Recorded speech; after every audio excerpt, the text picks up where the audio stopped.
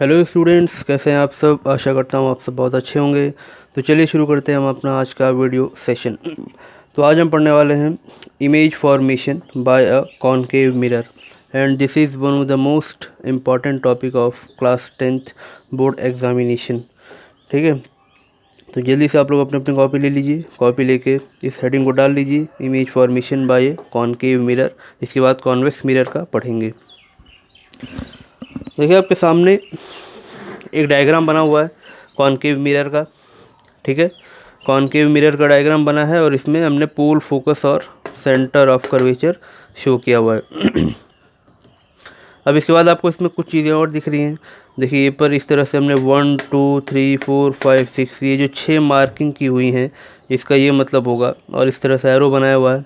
कल हमने बताया था कि एरो का क्या मतलब होता है, कि एरो ऑब्जेक्ट को बताता है। तो ये 1 2 3 4 का मतलब है कि हम टोटल 6 पोजीशंस पे ऑब्जेक्ट को रखेंगे और उसकी इमेज कहाँ कहाँ बनेगी वो हमको इस टॉपिक में कवर करना है। देखिए पहला केस क्या होगा हमारा, कि जब हम ऑब्जेक्ट को पोल और फोकस के बीच में प्लेस करेंगे। ये 1 लिखा हुआ है, ये हमारा पहला केस है। हमने अलग अलग 6 केस में इसको डिवाइड कर दिया ताकि आपको समझने में आसानी हो। वैसे अगर आप बुक देखेंगे तो बुक में सारी चीज़ें एक साथ कंबाइन दी हुई हैं, तो थोड़ा सा मुश्किल हो जाता है समझने में। ठीक है, तो हमारा पहला केस होगा पोल और फोकस के बीच में ऑब्जेक्ट हमने रखा, तो हम इसकी इमेज को ड्रॉ करके देखेंगे कि इसकी इमेज कहाँ बनेगी।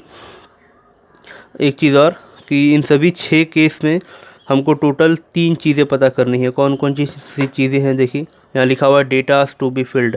इसी तरह 1 2 3 करके हम इसको बताते जाएंगे। ठीक है, तो आप इसको देखिए। पहला इसमें हम बताएंगे पोजीशन ऑफ इमेज, यानी इमेज कहाँ बनेगी। जब हम ऑब्जेक्ट को रखेंगे, ऑब्जेक्ट को रखने के बाद उसकी इमेज कहाँ बनेगी वो बताना होगा। सेकंड हम बताएंगे नेचर ऑफ इमेज, यानी जब इमेज बन जाएगी तो उसका नेचर क्या होगा। नेचर का मतलब इमेज किस टाइप की होगी, रियल है या वर्चुअल है। ठीक है, थर्ड थर्ड हम बताएंगे साइज़ ऑफ इमेज, यानी इमेज का साइज़ कैसा होगा। साइज़ का मतलब कि वो इस ऑब्जेक्ट से छोटी बनेगी या इस ऑब्जेक्ट से बड़ी बनेगी। ये 3 चीज़ें हमको बतानी होगी। तो हर एक डायग्राम में हम 1 2 3 करके सारी चीज़ों को लिख देंगे। ये नाम बार बार नहीं लिखेंगे, इनको आप इस तरह से याद कर लीजिए। ठीक, तो दूसरा पोजीशन हमारा होगा फोकस पे। तीसरा पोजीशन होगा सेंटर ऑफ कर्वेचर और फोकस के बीच में, तीसरा। चौथा होगा सेंटर ऑफ कर्वेचर पे। पांचवा होगा सेंटर ऑफ कर्वेचर के जस्ट पीछे, ठीक है, सी के पीछे। या आप ये भी कह सकते हैं कि सी और इन्फिनिटी के बीच में। इन्फिनिटी का क्या मतलब होता है, अनंत दूरी, जिसका कोई अंत ना हो। यानी छठवां केस हमारा इन्फिनिटी वाला होगा, कि अगर ऑब्जेक्ट इनफाइनाइट पर गई, हमको नहीं पता कहाँ पर है, हमने मान लिया जैसे कि सन हो गया, सूरज, उसको इन्फाइनाइट पे माना जाता है कि वहाँ से जब रोशनी, लाइट्स आएंगी तो उनकी पोजीशन तो हम बता नहीं सकते, मेज़र नहीं कर सकते, तो उनको इन्फाइनाइट पे माना जाता है। तो ये हमारा 6 केस होगा। तो ये कुल मिला के 6 केस में हम इस टॉपिक को कवर करेंगे। ठीक है, तो आप इसको एज इट इज़ इसी तरह से इन तीनों पॉइंट को और इस तरीके से 6 केस को अपनी कॉपी में बना के लिखिए। फिर हम इसको शुरू करते हैं 1 बाई 1। वीडियो पॉज करके आप लिख लीजिए, मैं इसको रब करके यहाँ से बनाना स्टार्ट करता हूँ।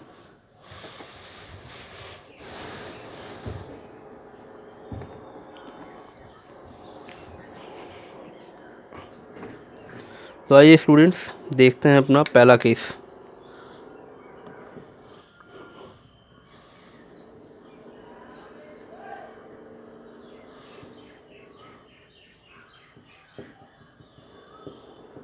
ये हमने पोल बना दिया, यहाँ पर हम बना रहे हैं फोकस, यहाँ बना रहे हैं सेंटर ऑफ कर्वेचर। ठीक, पहले केस में ऑब्जेक्ट को कहाँ पे रखना है, पी और एफ के बीच में। यहाँ पे हमने इस तरह से ऑब्जेक्ट को रख दिया। ठीक, एक बात ध्यान रखना, हमेशा इमेज बनाने के लिए आपको 2 लाइट रेस को बनाना है, क्योंकि 2 लाइट रेस बनेंगी तभी वो जहाँ पर कट करेंगी वहीं पर इमेज बनेगा। हमने पहले बताया था कि मिरर, इमेज को बनने के लिए कम से कम 2 लाइट रेज होनी चाहिए और वो दोनों आपस में इंटरसेक्ट करनी चाहिए। ठीक, तो सबसे पहला आप देखिए, इनको बनाने के लिए कल जो पार्ट 8 7th में जो हमने रूल्स बताए थे, उन्हीं रूल्स का इस्तेमाल करके हम इन रे डायग्राम्स को बनाते हैं। हमने कल क्या बताया था, पहला रूल कि लाइट रे अगर पैरेलल जाती है तो फोकस से पास हो जाती है। तो यहाँ पर वही काम करते हैं हम। देखिए एक लाइट रे को निकालेंगे ऐसे। कभी भी आप लाइट रे बनाइएगा तो इस तरह से एरो जरूर दिखाइएगा। ये लाइट रे पैरेलल गई, पैरेलल जाएगी तो कहाँ से पास हो जाएगी, फोकस से। देखिए ये फोकस से इस तरह से पास हो गई। ठीक, अब दूसरी लाइट रे भी बनानी है तभी तो इंटरसेक्ट करेगी। तो दूसरी लाइट रे को हम यहाँ से बनाते हैं। देखिए या तो आप पोल से बना लीजिए या तो सेंटर ऑफ कर्वेचर से बना लीजिए। पोल से बनाएंगे तो इस तरह से ऑब्लिकली जो हमारा चौथा रूल था वो लगेगा, सेंटर ऑफ कर्वेचर से बनाएंगे तो तीसरा रूल लगेगा। तो हम इसको यहाँ से बनाते हैं पोल से। एक लाइट रे ऐसे गई किसी एंगल पर, फिर उसी एंगल पर ये बेंड हो गई जाके। देखा आपने, दो लाइट रेज मिली। अब ये दोनों आप देख रहे हैं कि आगे तो कहीं पे कट नहीं करेगी, क्योंकि आगे इस तरह से वाइडर होती जा रही है, तो आगे तो कट नहीं करेगी। अगर पीछे इनको थोड़ा सा बढ़ा दिया जाए तो आप देख पा रहे हैं इस तरह से पीछे हमने बढ़ाया तो ये यहाँ पर कहीं आके मिल रही है। अब लेकिन एक्चुअल इंटरसेक्शन नहीं हो रहा है, सिर्फ ऐसा लग रहा है हमें, सिर्फ ऐसा अपीयर हो रहा है कि पीछे की तरफ मिलेंगी। इस वजह से ये जो इमेज बनेगी, ये कौन सी इमेज बनेगी, वर्चुअल इमेज बनेगी, रियल नहीं बनेगी, क्योंकि ये एक्चुअल इंटरसेक्शन से नहीं बन रही है। तो आप एक बात और नोट करेंगे इसमें कि जब भी वर्चुअल इमेज को हमको दिखाना होता है तो हम ऐसे डॉटेड एरो से दिखाते हैं, इस तरीके से। देखा आपने। तो ये हमारा पहला केस कंप्लीट। अब इसका डेटा फिल कर लेते हैं। सबसे पहला क्या है हमारा कि इमेज की पोजीशन, इमेज कहाँ बन रही है, बिहाइंड द मिरर, मिरर के पीछे, बिहाइंड द मिरर। सेकंड, इसका नेचर क्या है, देखिए नेचर इसका बताएंगे आप virtual, virtual and erect. Erect का मतलब होता है सीधा, ये भी हमने बताया था मिरर के टॉपिक में। थर्ड, आपको क्या बताना है कि इसका साइज़ क्या होगा। तो आपको साइज़ क्या लग रहा है, देखो ऑब्जेक्ट कितना छोटा है तो इसकी इमेज इतनी बड़ी बन गई है। तो बड़ी इमेज को बोला जाता है मैग्नीफाइड, यानी वो उससे ऑब्जेक्ट से बड़ी हो गई, मैग्नीफाइड इमेज। क्लियर। तो ये हमारा पहला केस है इसका, इसको जल्दी से आप देख लीजिए। फिर हम आते हैं सेकंड केस पे अपने। तो देखिए बच्चों, सेकंड केस क्या है।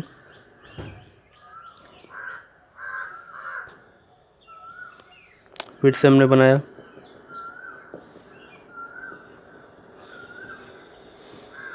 फोकस, सेंटर ऑफ कर्वेचर, पोल। अब सेकंड केस होगा कि हम ऑब्जेक्ट को कहाँ पे प्लेस करेंगे, फोकस पे प्लेस करेंगे, यहाँ पे। अब यहाँ से लाइट रेस बनाइए, देखिए कहाँ जाके मिलती हैं लाइट रेस। इसको आप बनाइएगा तो स्केल से बनाइएगा ताकि ये लाइनें टेढ़ी ना हो। यहाँ पर थोड़ी सी टेढ़ी हो गई हैं, आप इनको बिल्कुल स्ट्रेट बनाइएगा। अब यहाँ पर बोर्ड पर स्केल यूज़ करना पॉसिबल नहीं है, इस वजह से थोड़ी बहुत तो टेढ़ी हो गई हैं। देखिए यहाँ से हम बनाते हैं फिर से। एक लाइट रे हमने पैरेलल बनाई तो वो फोकस से पास हो गई जाके। ठीक, दूसरी लाइट रे हम क्या करते हैं, फिर से पोल से निकाल देते हैं। तो ये आप देखेंगे कि ये दोनों लाइट रेज बिल्कुल पैरेलल जा रही हैं, पैरेलल। तो क्या पैरेलल जो लाइंस होती हैं, आपने मैथमेटिक्स में भी पढ़ा होगा, पैरेलल लाइंस कभी आपस में एक दूसरे को काटती हैं, कभी नहीं काटती।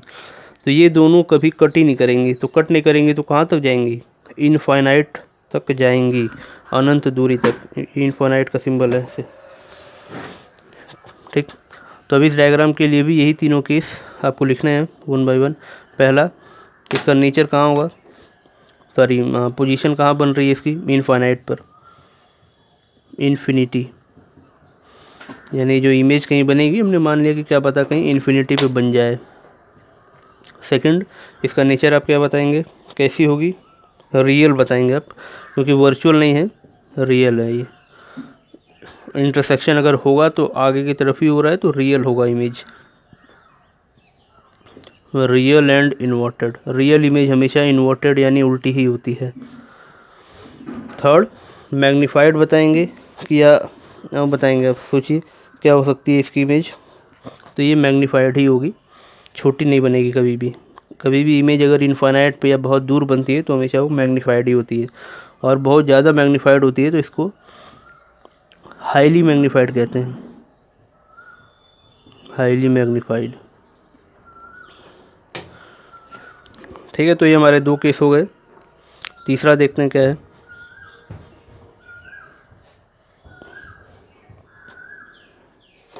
जल्दी जल्दी बनाते रहिएगा आप लोग साथ में तो क्लियर हो जाएगा।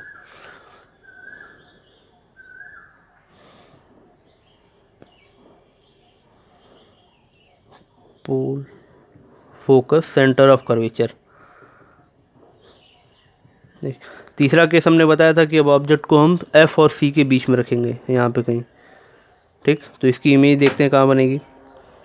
फिर से एक पैरेलल लाइट रे हमने ड्रॉ किया, ये हमारा फोकस से पास हो गया, फोकस से पास हो गई। दूसरी कहाँ से आप बनाएंगे?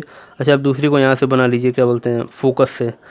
तो इसमें दूसरा रूल अगर हम लगाएं कि जब लाइट रे फोकस से पास होती है तो रिफ्लेक्शन होने के बाद क्या हो जाती है, पैरेलल। तो अगर लाइट रे फोकस से गई तो रिफ्लेक्शन होने के बाद क्या हो जाएगी, बिल्कुल पैरेलल हो जाएगी। तो पैरेलल होगी तो इसकी इमेज कहाँ बनेगी, देखिए इसको ज़रा इस तरह से आप बना लें पैरेलल। तो देखिए इमेज कहाँ पे इसकी कट कर रही है, इसी थोड़ा सा पीछे।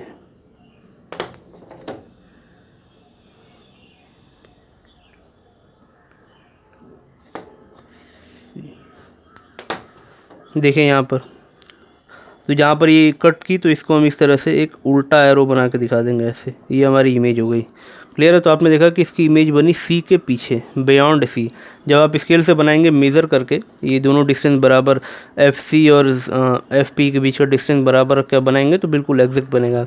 इस तरह रफली बनाने पे थोड़ा बहुत आगे पीछे हो जाता है। क्लियर? तो देखिए हम इसकी डेटा लिखते हैं, क्या क्या होगा। सबसे पहला इसकी पोजीशन बताएंगे, इमेज कहाँ पे बनी, तो ये सी के पीछे बनी, बियॉन्ड सी, ठीक। सेकंड क्या है इसका, इसका साइज़ क्या है, देखिए सॉरी नेचर क्या है, रियल इमेज है क्योंकि अभी एक्चुअल इंटरसेक्शन से बनी है, रियल एंड इन्वर्टेड। थर्ड क्या होगा, इसका नेचर बताइए, ऑब्जेक्ट से बड़ा है कि ऑब्जेक्ट से छोटा है, क्या है, ऑब्जेक्ट से बड़ा ही है ये, तो ये भी मैग्नीफाइड।